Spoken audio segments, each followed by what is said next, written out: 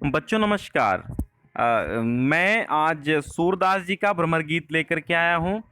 तो आइए स्टार्ट करते हैं देर ना करते हुए। सबसे पहले आप संदर्भ लिखेंगे कि प्रस्तुत पद्यांश या प्रस्तुत पद कुछ भी कह लीजिए। प्रस्तुत पद भक्त प्रवर सूरदास जी द्वारा रचित है, जिसे हमारी पाठ्य पुस्तक काव्यांजलि में भ्रमर गीत नामक शीर्षक से संकलित किया गया है। और प्रसंग इसमें क्या है कि श्री कृष्ण मथुरा में अपना अपना अपने जो सखा होते हैं उद्धव से कहते हैं कि ब्रज की यादें मुझे भुलाई नहीं जाती। मैं नहीं भूल पा रहा हूँ ब्रज को। क्या करूँ उद्धव, भले ही मथुरा कितनी ही अच्छी नगरी क्यों न हो, लेकिन ब्रज की यमुना कुंज गायें ग्वाल बाल मुझे बहुत याद आते हैं, बहुत सताते हैं। मैं भूल नहीं पा रहा हूँ। तो कहते हैं उधो मोहि ब्रज बिसरत नाही, उधो मोहि ब्रज बिसरत नाही। हंस सुता की सुंदर कगरी, हंस सुता की सुंदर कगरी, अरु कुंजन की छाही मूढ़ो, ऊंधो मोहि ब्रज बिसरत नाही। तो समझिएगा, एक एक शब्द का मीनिंग समझिएगा। श्री कृष्ण उद्धव को संबोधित करते हुए कहते हैं कि हे उद्धव, मुझे ब्रज बिसरत माने भूलता नहीं है, मुझे ब्रज नहीं भूलता है, भूलता ही नहीं है। हंस सुता की सुंदर कगरी, हंस सुता अर्थात जो हंस सुता का मतलब होता है यमुना। हंस सुता का मतलब यमुना। हंस माने सूर्य होता है और सुता माने पुत्री।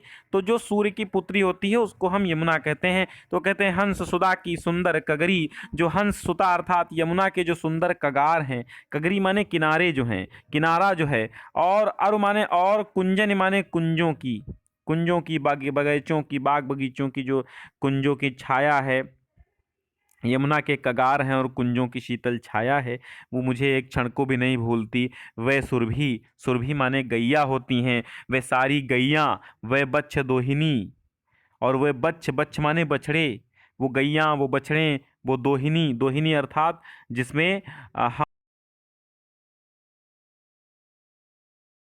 दुहावन जाही, खरिक दुहावन जाही, है ना। खरिक का मतलब होता है गाय बांधने का स्थान, जिसको हम गौशाला भी बोलते हैं। तो कहते हैं मुझको वे सुरभि, वो गैया नहीं भूलती, वे बच्छ दोहिनी और वो बछड़े और वो दुहिनी, दुहिनी अर्थात जिसमें हम दुहते हैं वो बर्तन नहीं भूलता। और खरिक दुहावन जाही, वो गौशाला नहीं भुलाई भूलती, जहाँ हम दुहाने जाते थे, दूध दुहने जाते थे। ग्वाल बाल मिली करत कुलाहल, नाचत गही गही बाही, कर कर कोलाहल करते थे। कोलाहल का मतलब शोर किया करते थे।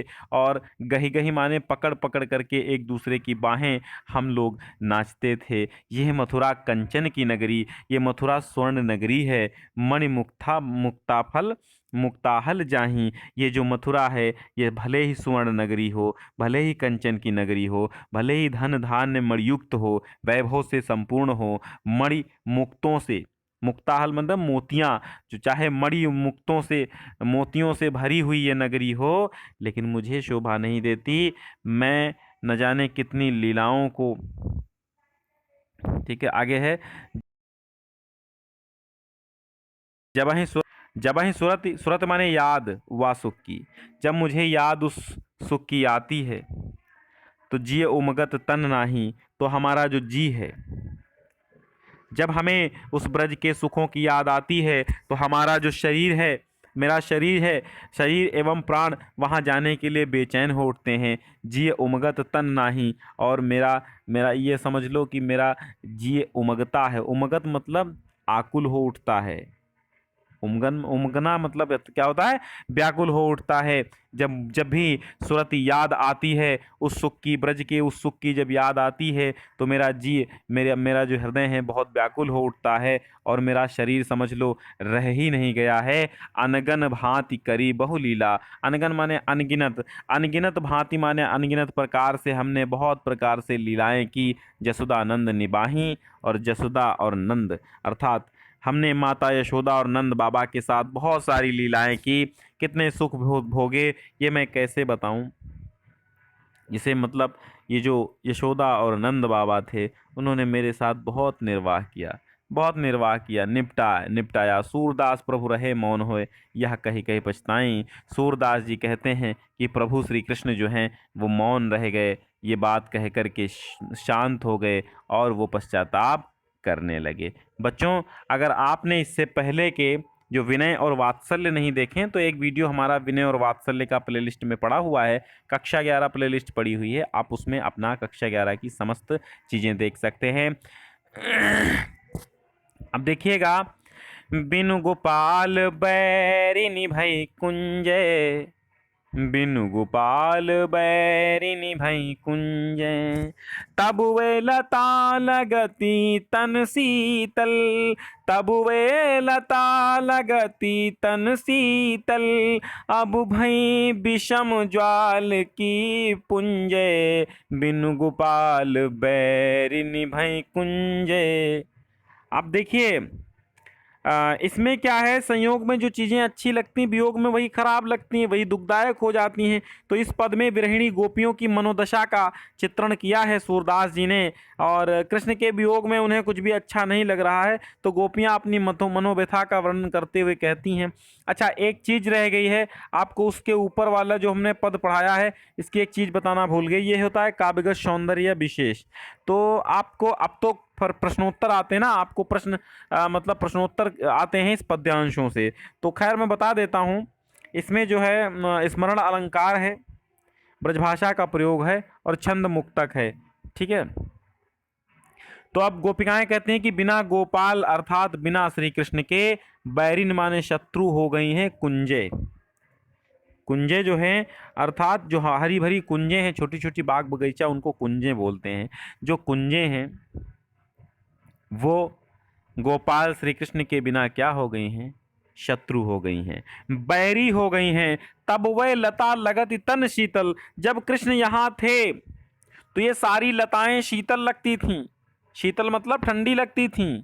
अब भाई विषम ज्वाल की पुंजय, अब ये विषम ज्वालाओं की पुंज के समान, ज्वालाओं के समूह, पुंजय माने समूह, पुंजय माने समूह, तो अब ये कैसी लताएं हो गई हैं, जैसे विषम ज्वालाओं की पुंज हों, ऐसी ये लताएं हो गई हैं। जब श्री कृष्ण थे तो वही लताएं कैसी लगती थीं, वही लताएं बहुत शीतल लगती थीं, लेकिन अब श्री कृष्ण नहीं हैं तो विषम ज्वालाओं की पुंज के समान, अग्नि के पुंज के समान हो गई हैं। वृथा बहत यमुना खग बोलत, वृथा बहत यमुना खग बोलत, मतलब कहने का ये है कि अब मुझे कैसा लग रहा है, अब मुझे कैसा लग रहा है कि ये वृथा यमुना का बहना ये व्यर्थ है।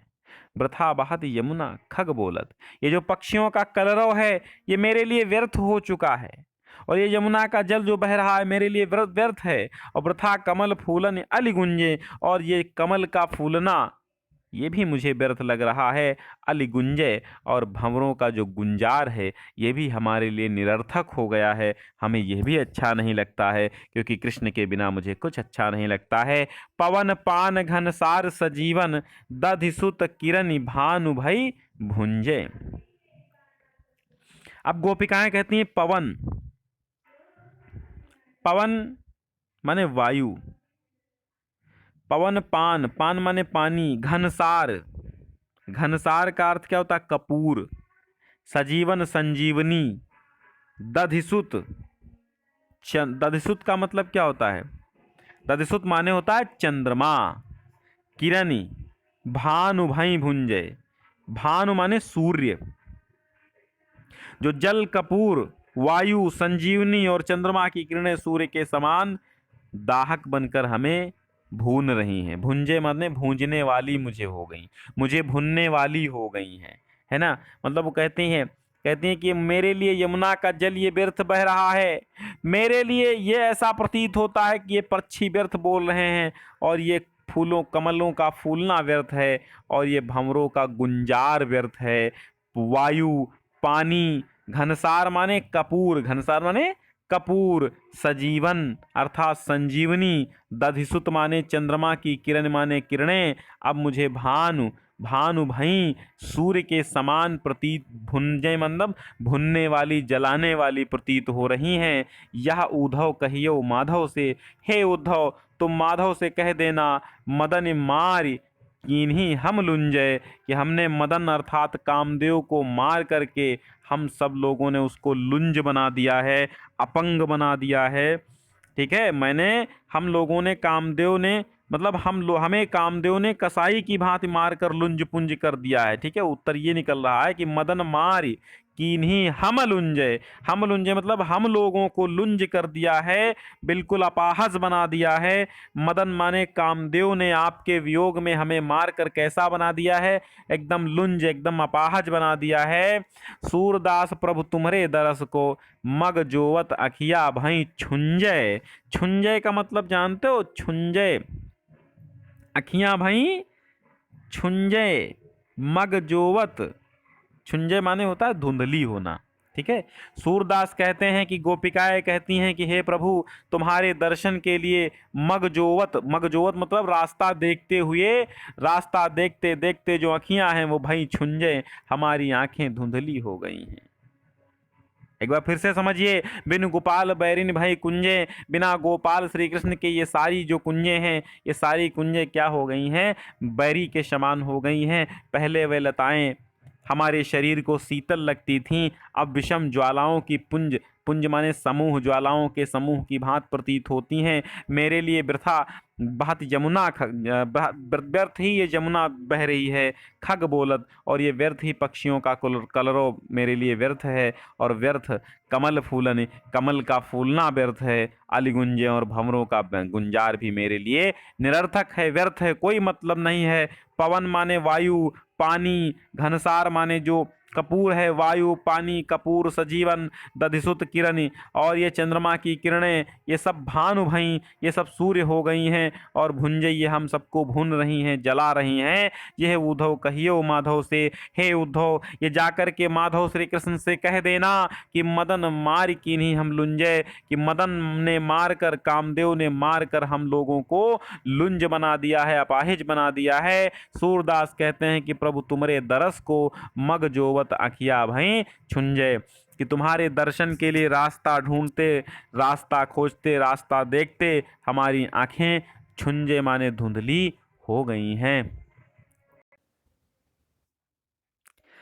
हमारे हरि हारिल की लकरी, मन क्रम बचन नंद नंदन उर, यह दृढ़ करी पकरी, हमारे हरि हारिल की लकरी, जागत सोवत स्वप्न दिवस निसी, कान कान जकरी, हमारे हरि हारिल की लकरी। गोपिकाएं कहती हैं कि हमारे जो हरि हैं, हमारे जो हरि भगवान श्री कृष्ण हैं, वो क्या हैं, हारिल की लकड़ी।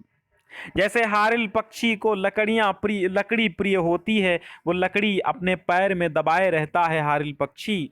हारिल हरियल नाम का एक पक्षी होता है। मन क्रम बचन नंद नंदन उर, यह दृढ़ करी पकरी।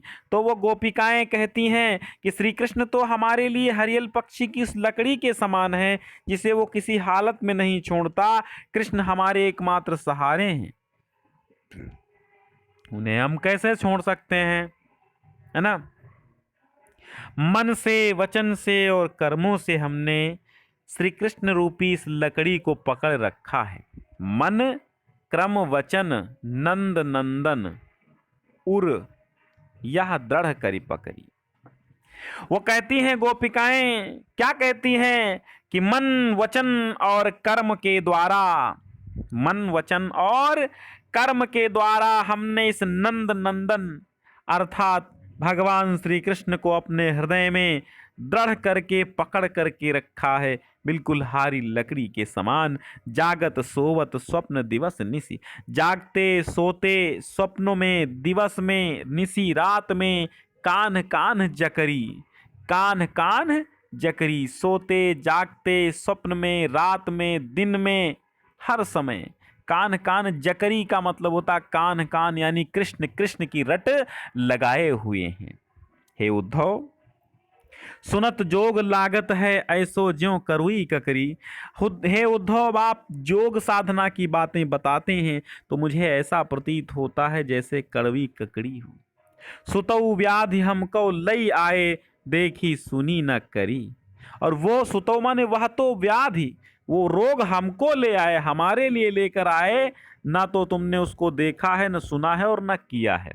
ऐसा रोग यानी कड़वी ककड़ी के समान योग की बातें तुम्हारी लगती हैं, और आप इस योग साधना की ऐसी व्याधि हमारे लिए लाए हैं जो आज तक न तो हमने देखी है, न सुनी है और न की है, और न तुमने स्वयं ही देखी सुनी और करी है ना। तो यह तो सूर तिनहि लय सौंपो, जिनके मन चकरी। सूरदास कहते हैं कि गोपिकाएं कहती हैं ये योग साधना की बातें उनको ले जाकर के सौंपो जिनका मन चकरी अर्थात चकरी के समान, चक्कर के समान घूमता रहता है, चकरी की भांति स्थिर नहीं है, उनको ले जाकर के सौंपो। ये हम लोगों के बश की बात नहीं है। उपमा रूपक अनुप्रास उदाहरण है, ठीक है, अनुप्रास अलंकार है ना। चलिए ब्रजभाषा का प्रयोग है। अगला देखिए, उधो जोग जोग हम नाही, अबला सार ज्ञान कहाँ जाने, कैसे ध्यान धराही। उधो जोग जोग हम नाही, तेई मूंदन नैन कहत हो, हरि मूरति जिन माही। उधो जोग जोग हम नाही। अब गोपिकाएं उद्धव से कहती कि हे उद्धव, जोग जोग अर्थात योग के योग्य नहीं है हम लोग। जोग जोग यमक अलंकार यहां पे है। हे उद्धव, हम योग के योग्य नहीं हैं, हम योग के योग्य नहीं हैं। अबला, हम तो अबला स्त्रियां हैं, हम अबला स्त्रियां हैं, और अबला योग साधना के योग्य नहीं होती। हम अबलाएं सार ज्ञान कहाँ जाने, हम अबला स्त्रियां सार ज्ञान को क्या जाने, ज्ञान को क्या समझें, कहाँ जानते हैं, कैसे ध्यान धराही। और फिर हम ध्यान कैसे धरें, ब्रह्म का ध्यान कैसे धरें। तेई मूंदन नयन कहा था, अरे उन्हीं नेत्रों को मूंदने के लिए कहते हो। हरि मूरत जिन माही, जिन नेत्रों में हरि अर्थात भगवान श्री कृष्ण की मूर्ति बसी हुई है, जिन नेत्रों में भगवान श्री कृष्ण की मूर्ति बसी हुई है, उन नेत्रों को मूंदने के लिए कहते हो, उन नेत्रों को ढांकने के लिए कहते हो, है ना। और ऐसी कथा कपट की मधुकर हमते सुनी न जाही।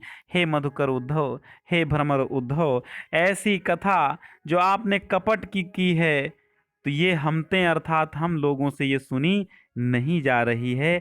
और श्रवण चीर सिर जटा बंधावो, ये दुख कौन समाही।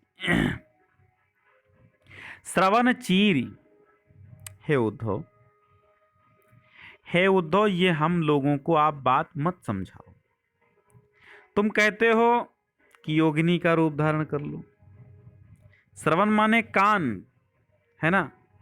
तुम कहते हो योगिनी का रूप धारण कर लो, अपने कानों को चीर कर उनमें मुद्रा धारण करो। श्रवण चीरी सिर जटा बंधावो, ये दुख कौन समाही। तुम कहते हो श्रवण चीरो अर्थात श्रवण चीरी का मतलब होता है कानों को चिरवा करके फड़वा करके उसमें मुद्राएं धारण करो। सिर जटा बंधावो, और सिर पर जटा जूट धारण कर लें। ये दुख कौन समाही, ये दुख कौन समाही। ये दुख कौन समाही का मतलब जानते हो, ये दुख सह पाना संभव है। हम अबला स्त्रियों के लिए दुख सह पाना संभव है। ये दुख कौन समाही, ये दुख किसमें समा सकता है, ये दुख कौन सह सकता है ना। तुम तो कहते हो कि श्रवण चीरो, अपने कानों को फाड़ लो, उसमें उसमें धारण कर लो, मुद्राएं धारण कर लो, अपनी सिर पे जटा बांध लो, तो ये दुख कौन समाही, ये दुख कौन संभाल सकता है, ये दुख किसमें समा सकता है। इसको हम नहीं संभाल सकते, हम तो अबला स्त्रियां हैं। चंदन तज अंग भस्म बतावत, बिरह अनल अति दाही, है ना। और तुम बता रहे हो कि चंदन को त्याग कर दो, अंगों को चंदन चंदन चर्चित किया हमने, हमने अंगों पर चंदन लगाया, चंदन तज। आप कहते हो कि चंदन त्याग दो और अंग भस्म बतावत। अब तुम ये बता रहे हो कि अंग में अपने भस्म रमाओ, चंदन को त्याग दो। और बिरह अनल अति दाही, विरह अनल विरह की अग्नि में जलकर शरीर को हम लोग भस्म कर रहे हैं। वैसे ही फिर भला ये बताओ, भस्म लगाने की क्या आवश्यकता है? विरह अनल अति दाही, हम तो वियोग की आग में अत्यंत तेजी के साथ दाही माने जल रही हैं, और तुम कहते हो चंदन को त्याग करके अंग में भस्म लगा लो। भाई ये बात कहाँ शोभा देती है आपको? जोगी भ्रमत जाहि लगी भूले, सोतौ है अपमाही, और सूर श्याम तय नारी न पलछिन, ज्यों घट तय परछाही। जोगी भ्रमत जाहि लगी भूले, योगी जिस ब्रह्म को पाने के लिए भटक रहे हैं, जोगी भ्रमत जाहि लगी भूले, सोतौ है अपमाही। वो अपमाही माने हमारे अंदर ही है। योगी जिस ब्रह्म को घूम पाने के लिए भटक रहे हैं भीख मांगते हुए, वो तो अपने अंदर है। जोगी भ्रमत जाहि लगी भूले, जिसको भूल कर योगी घूम रहे हैं, भ्रमण कर रहे हैं, सो तो है अपमाही, वो तो अपने अंदर ही है। और सूर श्याम तय न्यारी न पल छिन, ज्यों घटते परछाई, है ना। फिर वो कहती हैं, सूरदास कहते हैं कि गोपियां कहने लगीं कि हम गोपियां तो अपने प्रियतम श्री कृष्ण से एक क्षण भी अलग नहीं रह सकती, नहीं होती। वो जैसे शरीर से परछाई अलग नहीं होती, फिर भला हमें योग साधना की क्या आवश्यकता है? सूर श्यामतई न्यारी न पलछिन, पलछिन मतलब एक पल एक क्षण भी हम न्यारी, हम अलग नहीं रह सकती। जो घटते परछाई, जिस प्रकार घट माने शरीर से परछाई अलग नहीं रह सकती, उसी प्रकार हम श्री कृष्ण से अलग नहीं रह सकते। एक बार फिर से समझ लो, गोपिकाएं कहती हैं कि हे उद्धव, हम योग के योग्य नहीं हैं, हम कहाँ अबला स्त्रियां और कहाँ तुम सार की ज्ञान की बातें कह रहे हो। हम ये सार ज्ञान तत्व ज्ञान की बातें क्या जाने, हम ध्यान को कैसे धारण करें? तेई मूंदन नयन, उन उन नेत्रों को तुम मूंदने के लिए कहते हो। हरि मूरत जिनमाही, भगवान श्री कृष्ण की, भगवान की मूर्ति जिनमें है, उन नेत्रों को तुम मूंदने के लिए कह रहे हो, बंद करने के लिए कह रहे हो। ऐसी कथा कपट की मधुकर हमते सुनी न जाही। हे मधुकर रूपी जो उद्धव हो, हमसे ये जो कथाएं हैं ये सुनी नहीं जा रही हैं। तुम कहते हो श्रवण चीर सर सिर जटा बंधाओ, तुम कहते हो अपने कानों को फाड़ लो, यानी कानों को चीर लो, कानों में अपने कुंडल धारण कर लो। ये दुख कौन समाही, ये दुख हम नहीं सह सकते। हम ये दुख हमारे अंदर कहाँ समा सकता है? चंदन तज अंग भस्म बतावत, तुम कहते हो चंदन को त्याग करके अपने अंगों में भस्म रमा लो। अरे विरह अनल अति दाही, हम लोग तो विरह की अग्नि में, विरह अनल मतलब विरह की अग्नि में, वियोग की अग्नि में बहुत ज्यादा जल करके भस्म वैसे ही हो चुकी हैं, और तुम बता रहे हो चंदन को त्याग कर भस्म रमा लो। और जोगी भ्रमत जाहि लगी भूले, सो तो है अपमाही, योगी जिसको भूल कर इधर उधर भटक रहे हैं ना, भ्रमण कर रहे हैं, वो तो अपने अंदर ही है। सूर श्याम तय न्यारी न पलछिन, ज्यों घटते परछाई। गोपिकाएं कहती हैं कि हे उद्धव, हम श्यामते न्यारी अर्थात अलग से, जैसे घट माने शरीर से परछाई। लरिकाई को प्रेम कहो अली कैसे छूटत, कहा कहो ब्रजनाथ चरित अंतर्गति लूटत। वह चितवनी वह चाल मनोहर, वह मुस्कान मंद दुनि गावन। नटवर भेष नंद नंदन को, वह विनोद वह बनते आवन। लरिकाई को प्रेम कहो अली कैसे छूटत। अली किसको कहा गया? अली जो है वो उद्धव को संबोधित करते हुए कहा गया, उद्धव को संबोधित किया गया। तो अब अली मीन्स मान लो उद्धव ही, क्योंकि यहां अली प्रतीक है भंवरा का उद्धव। तो अब गोपिकाएं कहती हैं कि लरिकाई अर्थात बचपन का प्रेम है उद्धव, कहो कैसे छूटे।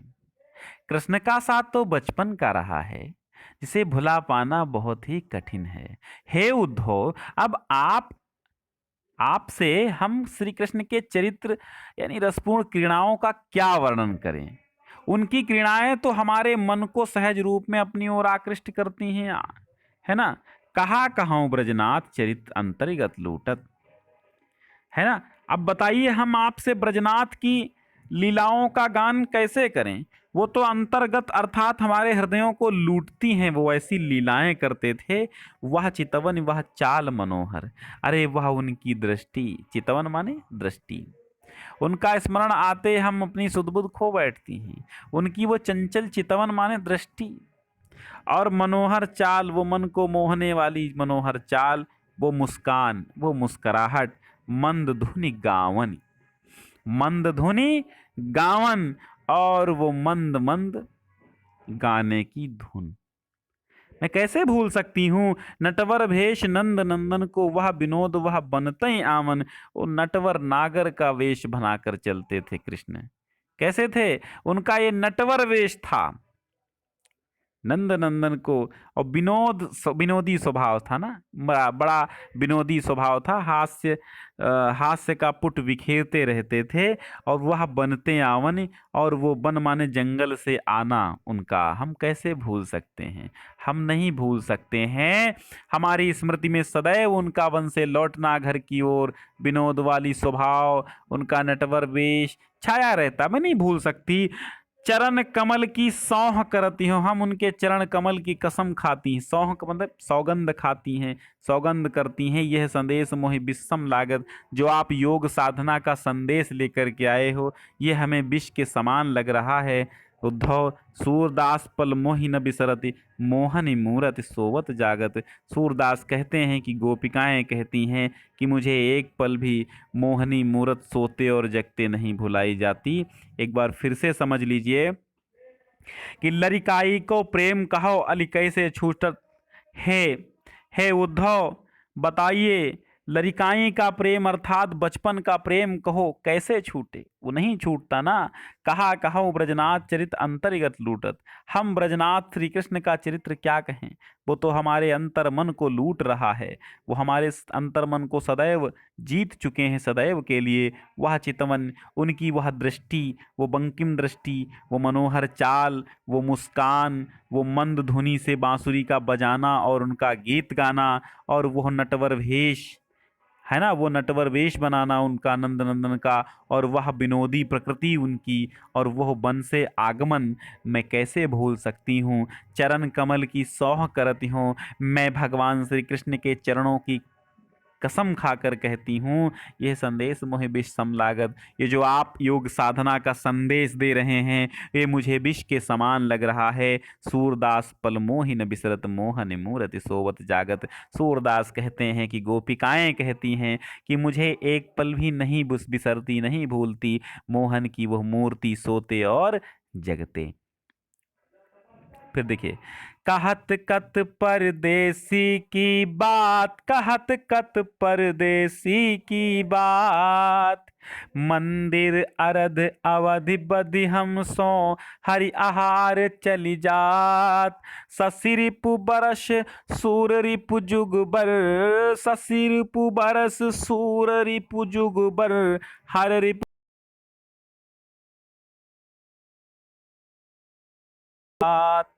देखो, इसको बहुत कायदे से समझना है, क्योंकि इसमें बहुत ही अन्योक्ति है ना। बहुत लंबे से आपको समझ में आएगी। अन्योक्ति श्लेष अलंकार है, अन्योक्ति अलंकार है, उदाहरण अलंकार, बहुत सारे अलंकार हैं, श्लेष है, अनुप्रास है, तो समझ लीजिए इसको। तो अब गोपिकाएं कहती हैं, मतलब ये जो आप इसका प्रसंग क्या है कि गोपिकाएं विरह वेदना की मार्मिक अभिव्यक्ति इसमें हुई है गोपिकाओं की। कृष्ण के वियोग में गोपिकाएं जो हैं वो मृत्यु को चुनने के लिए तत्पर हैं। हाथ मलमल कर पछता रही हैं कि उन्होंने श्री कृष्ण को मथुरा क्यों जाने दिया, है ना। ये तो दृष्टकूट पद है, ठीक है। ये श्री कृष्ण, ये जो सूरदास का है, ये दृष्टकूट पद है। और काफी गुणाभाग जोड़ घटाना करोगे तब इसका अर्थ निकलेगा। तो आइए हम समझाते हैं आपको। दृष्टकूट पद है। तो कहत कत परदेसी की बात, गोपियां उद्धव से कहती हैं कि आप उस परदेशी कृष्ण की बात हमसे मत करो, वो तो झूठा है, छलिया है ना। किस परदेसी की बात करते हो? अरे हमसे कहकर ये मथुरा गया था कि मंदिर अरध, मंदिर माने घर, मंदिर अरध घर का आधा भाग अर्थात पक्ष, पखवारा, घर का आधा भाग अर्थात एक पक्ष। तो एक पक्ष मतलब 15 दिन अवधि। तो मंदिर अरध का मतलब क्या हो गया? 15 दिन अवधि। बदि, बदि माने कह करके हमसो, हमसे तो वो 15 दिन की अवधि कह करके गए थे। अब हरि आहार चली जात, हरि माने सिंह और आहार माने भोजन। तो सिंह हरि आहार का मतलब सिंह का भोजन, सिंह का भोजन मतलब मांस। तो अब एक मास चला गया। क्या चला गया? मास पूरा चला गया। मंदिर अरध अर्थात 15 दिन की अवधि बद करके हमसे वो गया था, लेकिन अब तो हरि आहार चली जात, पूरा का पूरा मास चला गया, पूरा का पूरा महीना चला गया। ससिरिपु बरस असुर रिपु जुगुबर हरि रिपु कीन्हऊ हाथ। ससिरिपु, कृष्ण के वियोग में हमारे लिए चंद्रमा का शत्रु, ससिरूप माने चंद्रमा का शत्रु। और चंद्रमा का शत्रु कौन है? ससिरिपु। चंद्रमा का शत्रु कौन है बताओ? चंद्रमा का शत्रु है दिन। भाई चंद्रमा का शत्रु कौन? दिन है। तो ससिरिपु बरस सूर रिपु जुगबर।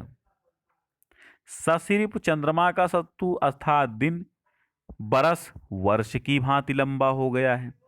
और सूर्य रिपु, सूर्य रूप मतलब सूर्य का शत्रु, रातें, सूर्य के शत्रु रातें, जुगबर एक युग जैसी लंबी हो गई हैं। हर रिपु कीन्हऊ घात, हर रिपु, हर माने होता है शिव और रिपु माने शत्रु। तो शिव का शत्रु कामदेव, कामदेव ने अब हमारे ऊपर घात किया है, कामदेव ने हमारे ऊपर हमला किया है, यानी हम हमें काम सता रहा है। फिर से समझ लो कि कहत कत परदेसी की बात, हे उद्धव अब उस परदेशी श्री कृष्ण की बात मुझसे मत कहो, वो तो बहुत झूठा है। वो मंदिर अरध अर्थात मंदिर माने घर का आधा भाग, पक्ष अर्थात 15 दिन, अवध 15 दिन की अवध कह करके हमसे वो गया था वादा करके। अब हरि आहार चल जात, हरि आहार अर्थात पूरा का पूरा मास खत्म हो गया। ससिरिप बरस, तो अब तक वो नहीं लौटा। तो मुझे ससिरिप अर्थात दिन वर्षों के समान बड़ा लग रहा है। सूर्य रिपु रातें युगबर एक युगों के समान लग रही हैं। हर रिपु कीन्हो घात, और अब शिव जी का शत्रु कामदेव भी हम पर घात कर रहा है। मघ पंचक लई गए उस सांवरो, मघ पंचक लई गए उस सांवरो।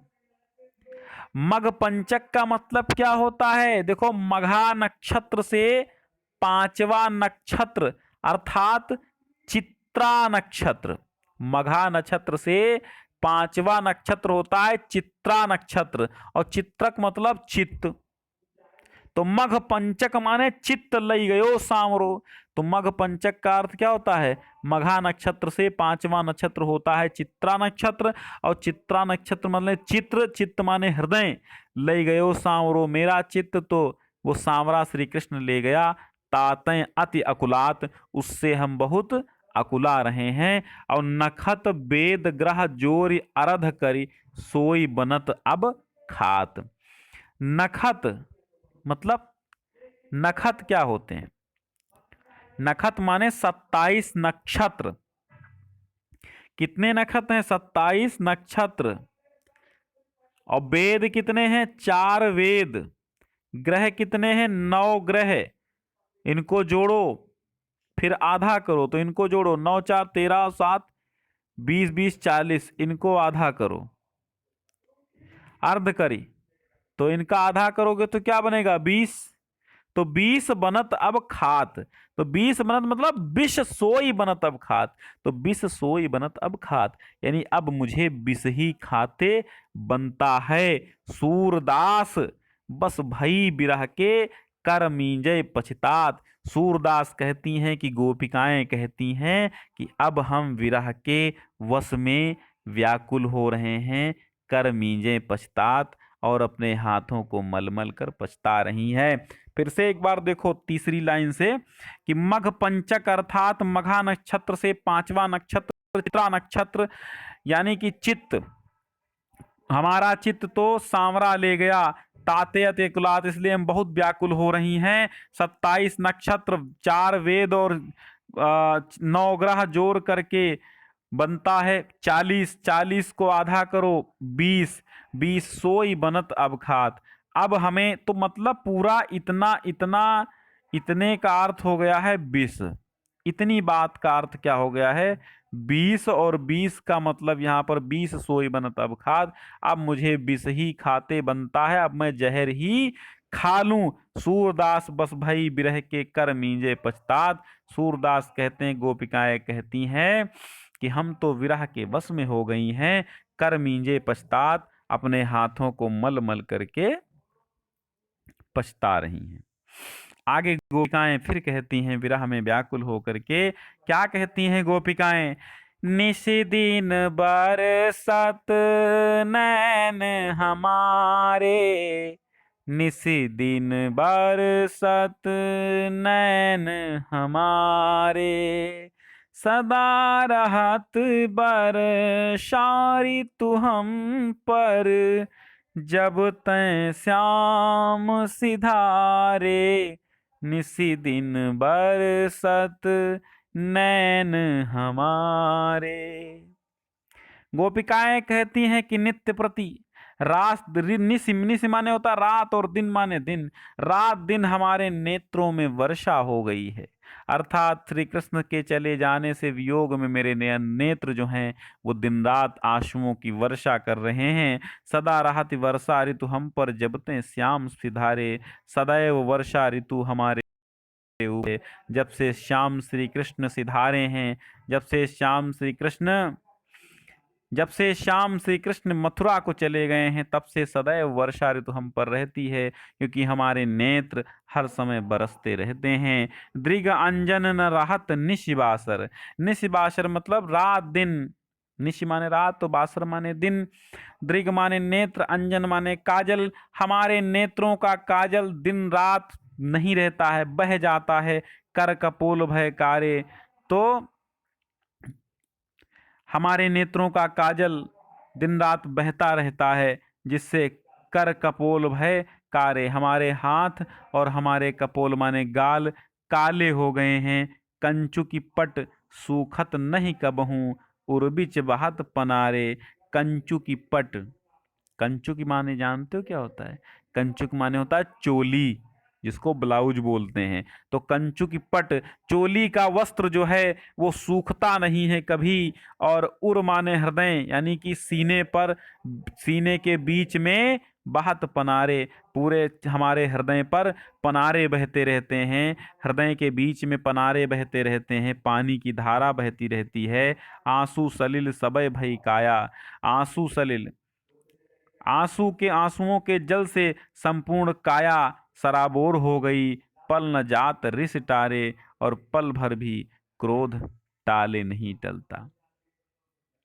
हम किस पर क्रोध करें? क्रोध करने से भला आंसुओं का बहना कैसे टाला जा सकता है ना?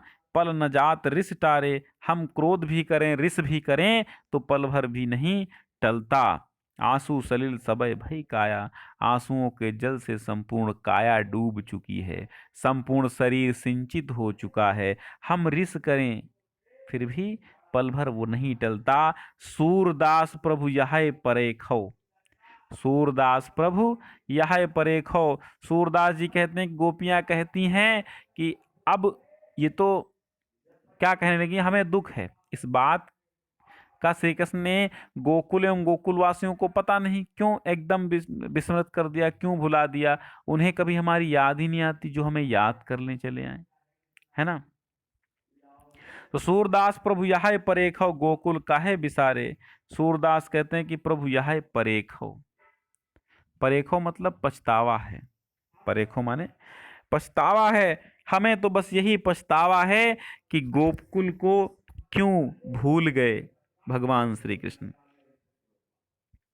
अब उद्धव से गोपियां कहती हैं कि उद्धव भली भई ब्रिज आए, विधि कुलाल कीन्हे कांचे घटते तुम आनि पकाए। उद्धव भली भई ब्रिज आए, रंग दीन हो तो कान सांवरे, अंग अंग चित्र बनाए। पातई गरे न नैन नेह तै, अवधि अटा पर छाए। उद्धव भली भई ब्रज आए। गोपिकाएं कहती हैं इसमें जो है योग ज्ञान योग का संदेश से मतलब रंच बात भी प्रभावित नहीं होती हैं। तो अपनी भक्ति भावना एवं प्रेम को वो नहीं त्यागती हैं। वे तो जो गोपिकाएं हैं तो यहाँ तक कहती हैं कि आपने हम गोपी रूपी घड़ों को पूरी तरह पका दिया है, जिनमें प्रेम जल पूरी तरह से भरा हुआ है। तो अब वो कहती हैं गोपिकाएं कि उद्धव बहुत अच्छा हुआ, भली हुई जो आप ब्रज को आ गए, बहुत अच्छा हुआ। विधाता मतलब विधि माने ब्रह्मा, कुलाल माने कुम्हार, किन्हे कांचे घट। कुम्हार रूपी विधाता ने, विधाता रूपी कुम्हार ने हमारे शरीर रूपी घड़ों को कैसा कच्चा बनाया था। तुम आने पकाए और तुमने आकर के उसको पूरी तरह पका दिया। अतः अब इनके टूटने का भय समाप्त हो गया। वैसे तो ब्रह्मा रूपी कुम्हार ने हमें कच्चा घड़ा बनाया था, लेकिन तुमने आकर के उसको पका दिया, अब ये नहीं फूटेंगे। रंग दीनो हो कान सांवरे, अतः अब इनके टूटने का भय तो रहा नहीं भाई। श्री कृष्ण ने हम गोपी रूपी घड़ों के अनुराग के मतलब प्रेम के लाल रंग में रंग दिया है। रंग दीनो हो कान सांवरे, अंग अंग चित्र बनाए। हमारे अंग अंग में विभिन्न प्रकार के सुंदर यादों के चित्र निर्मित कर दिए हैं। पातें गरे न नैन नेह तैं, पातें गरे न नैन नेह तैं, अवधि अटा पर छाए। वो क्या कहती हैं कि कृष्ण के मथुरा चले जाने पर भले ही हमारी आंखों से आंसू रूपी जल बरसता रहो, पर अवधि रूपी आच्छादन के नीचे ये सुरक्षित बने रहे, है ना। मतलब अवधि रूपी आच्छादन, आच्छादन मतलब छाना, छप्पर के नीचे ये सुरक्षित बने रहे, गल नहीं सके। यानी कृष्ण अपने आने की जो अवधि दे गए थे उसी के सहारे गोपियां जीवित बनी रहीं। पातई गरे, उन्होंने क्या कहा, पातई गरे न नैन नेह तैं, पातई गरे न नेह नैन तैं, और पातई गरे न नेह नैन, मतलब उन गिरने वाले उस पानी से हमारे जो नैन हैं उनके प्रेम से हमारे नेत्रों पे जो पानी गिर रहा था उनसे हमारे नैन गले नहीं, गरे ना मतलब गले नहीं। पाते माने पाते हुए उस वर्षा के जल को, अर्थात उस नेत्रों के जल को भी, प्रेम के जल को भी पाते हुए भी हमारे नेत्र नहीं गले, अवधि अटा पर छाए। क्योंकि अवधि रूपी अटा माने छप्पर, आच्छादन हम पर छाया हुआ था। और ब्रज करी आवा जोग ईंधन करी, ब्रज को हमने आवा बना लिया, है ना। कुम्हार आवा में बर्तन पकाता है, तो ब्रज करी आवा। तो उद्धव यहाँ आकर के संपूर्ण ब्रज को अपनी बातों से क्या कर दिया, कुम्हार के आवा के समान तप्त कर दिया, जला दिया। तो ब्रज करी आवा जोग ईंधन करी, और उसमें भैया एक तो उद्धव आए, तो पूरे ब्रज को योग साधना की जब बातें सिखाई, तो पूरा जो पूरा का ब्रज है ना, पूरा का पूरा, तो वो कैसा हो गया, बिल्कुल आवा की तरह हो गया कुम्हार के। और ऊपर से योग साधना रूपी ईंधन उसमें झोंक दिया, तो सुरत आन सुलगाए। तो सुरत माने स्मृतियों की आग उसमें सुलगा दी। सुरत माने स्मृतियों की आग ला करके उसमें सुलगा दी। ब्रज को क्या बना दिया, ब्रज के गांव को आया आवा बना दिया, हे उद्धव, तुमने आकर के ब्रज के गांव को आवा बना दिया, योग का ईंधन लगा दिया और स्मृतियों की उसमें आन आन सुलगाए, स्मृतियों की आकर के आग सुलगा दी है। फूंक उसास बिरह प्रजरन संग, फूंक उसास बिरह प्रजरन संग, ध्यान दरस सियराए। और फूंक उसास बिरह बिरह प्रजरन संग, अब वह क्या कहती हैं, विरह प्रजनन मतलब विरह की ज्वाला, विरह प्रजरन, विरह की ज्वाला के साथ फूंक उसास। अब देखो, जब आग सुलगा दी तो मेरे जो उसास हमारे निश्वासें हैं, जिनको सांस बोलते हैं, तो निश्वास की वायु से विरह की ऐसी लपटें उठी कि हमारे शरीर रूपी घड़े उसमें पूरी तरह पक गए। फूंक उसाह विरह प्रजरन की, विरह प्रजरन माने विरह की ज्वाला, ज्वाला, विरह की ज्वाला के संग, वियोग की ज्वाला के संग हमने फूंक की निश्वासें, निश्वासों से फूंका तो ध्यान दरस सियराए, ध्यान दरस सियराए मतलब सियराए माने शीतल कर दिए, सियराए माने शीतल कर दिए। तो हमारा जब वो घड़ा रूपी शरीर है वो पक गया, फिर प्रेम रूपी जल उसमें भर लिया, है ना।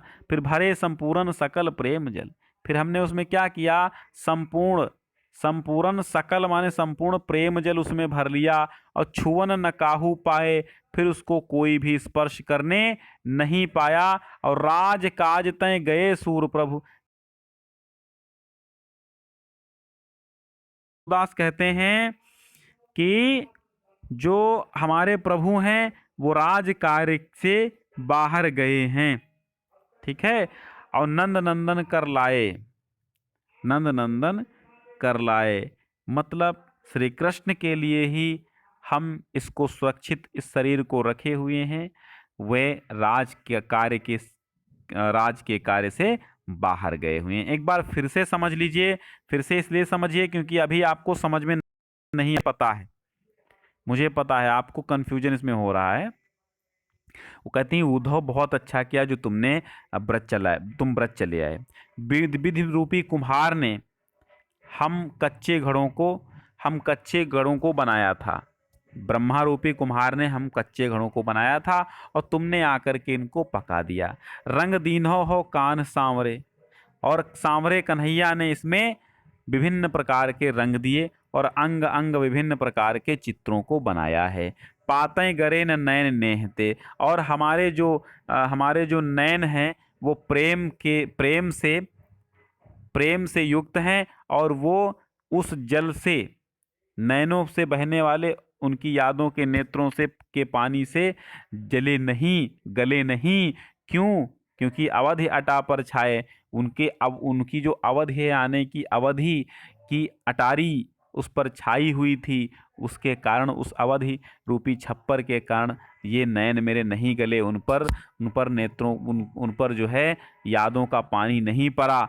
ब्रज करी आवा जोग ईंधन करी, तुमने आकर के इस ब्रज के गांव को आवा बना दिया और अपनी योग साधना का ईंधन लगा दिया, और सुरत आन सुलगाए और याद की आग जला दी है। और फूंक उसाह बिरह प्रजरन संग, फूंक बिरह की ज्वाला, बिरह प्रजनन मतलब बिरह की ज्वाला, फूंक उसास बिरह प्रजनन संग, ध्यान दरस्य राय, है ना। हमने ध्यान से और दर्शन से अपने उच्छ्वास अर्थात निश्वास की फूंकों से विरह की ज्वाला को थोड़ा सा सिराए मतलब ठंडा किया है। भरे संपूर्ण सकल प्रेम जल, और हम सकल माने संपूर्ण, संपूर्ण सारे प्रेम के जल को, हमने संपूर्ण प्रेम के जल को भर लिया है।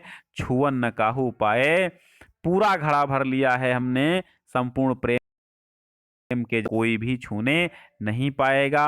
राज काज तय गए सूर प्रभु, नंद नंदन कर लाए, राज के कार्य से सूरदास के प्रभु गए हैं और वे नंद नंदन के लिए, नंद नंदन के लिए नंद नंदन कर लाए, ठीक है। नंद नंदन कर लाए अर्थात श्री कृष्ण के लिए हम इस घड़े को, इस शरीर को ला करके रखे हैं, इसको किसी को स्पर्श नहीं करने देंगे, ठीक है। आप आगे देखिए, लास्ट वाला है पर आपका सूरदास का पाठ यहाँ से खत्म हो जाएगा। तो अखियां हरि दर्शन की भूखी, कैसे राहती रूप रस रांची, ये बतियां सुनी रूखी, अखियां हरि दर्शन की भूखी। तो अब कहते हैं, सूरदास द्वारा ये पद रचित है और गोपियां उद्धव से कहती हैं कि हमारे आंखें तो सरकार के दर्शन अर्थात श्री कृष्ण के भगवान के दर्शन के लिए भूखी हैं, कैसे राहत रूप रस रांची, है ना। वो कहते हैं कि हे उद्धव, कृष्ण के सौंदर्य रूपी रस में रंगी हुई ये आंखें तुम्हारी योग साधना की रूखी बातें सुनकर भला कैसे रह सकती हैं। कैसे राहत रूप रस रांची, ये बतियां सुन रूखी, तुम्हारी योग साधना की ये रूखी रूखी बतियां सुनकर के हमारी रूप रस में रची हुई ये आंखें कैसे रह सकती हैं, है ना। श्री कृष्ण के सौंदर्य रूपी रूप रस में रंगी हुई ये आंखें तुम्हारी योग साधना की रूखी बातें सुनकर भला कैसे रह सकती हैं। अवधि गणत इकटक मग जोवत, तब इतनौ नहीं झूठी, अवधि की गणना करते करते, समय का इंतजार करते करते, अवधि को गिनते हुए और इकटक मग जोवत, एक टक रास्ता देखते हुए, मग माने रास्ता, जोवत माने देखते हुए, एक टक टकटकी लगाए हुए राह देखते हुए भी ये इतनी दुखें, तब इतनौ नहीं झूठी, झूठी का मतलब दुखी हुई, तब भी इतना दुखी नहीं हुई जितना दुखी अब यह जोग संदेशो सुन सुन हुई। अब ये योग का संदेशा सुन सुन करके अति अकुलानी दुखी, जितना अत्यधिक अकुलानी है, अत्यधिक व्याकुल हुई हैं, दुखी हुई हैं, इतना तब दुखी नहीं हुई। और बारक माने एक बार वह मुख आन दिखावो, दुहि पय पिबत पतूखी। पतूखी मतलब जानते हो, पत्तों के दोने में, पतूखी माने पत्तों के दोनों में, बारक माने एक बार मुख आन दिखाओ, उस मुख को आकर के दिखा दो। दुहि पय, जिनमें दुह करके जिस मुख से पतूखी अर्थात पत्ते के दोने में दूध दुह करके पीते थे, वा करके एक बार अपना मुख दिखा दो। सूर सुकत हठी नाव चलावत, ये सरिता हैं सूखी। सूरदास कहते हैं कि हे उद्धव, गोपियां कहती हैं अरे उद्धव, सुकत तुम क्यों, सुकत इसलिए क्यों, कत माने कैसे, सु माने तो तुम सुकत इसलिए तुम क्यों हठी, ये हठ का नाव चला रहे हो। हे उद्धव, ये योग रूपी हठ का नाव चला रहे हो, ये सरिता हैं सूखी। यहाँ पर ये सारी जो सरिताएं हैं, ये जो हम गोपिकाओं की जो गोपिकाओं रूपी शरीर की जो सरिता है, ये सूखी नदी की बालू है, इसमें नाव चलाने का प्रयास मत कीजिए उद्धव, ये असफल हो जाएंगी, है ना। तो यहाँ पर जो है वक्रोक्ति अलंकार है, संपूर्ण पद में अनुप्रास अलंकार है। तो अब आप ये समझिए कि लास्ट में गोपिकाओं ने कह दिया कि भाई आपकी जो ये साधना है, ये जो योग साधना की बातें हैं, ये हम पर नहीं चलेंगी। ठीक है, अगर आपने पहले के वीडियो नहीं देखे हैं कबीरदास जी के, तो आप देख लीजिए। इसका पहला पार्ट नहीं देखा है तो वो भी देख लीजिए, है ना। बहुत अच्छा लगेगा आप सभी को। चलिए एक बार शेयर कर देना, अपने दोस्तों में मित्रों में बांट देना। बहुत बहुत धन्यवाद है, आप सब जुड़े हमारे साथ, बहुत बहुत धन्यवाद।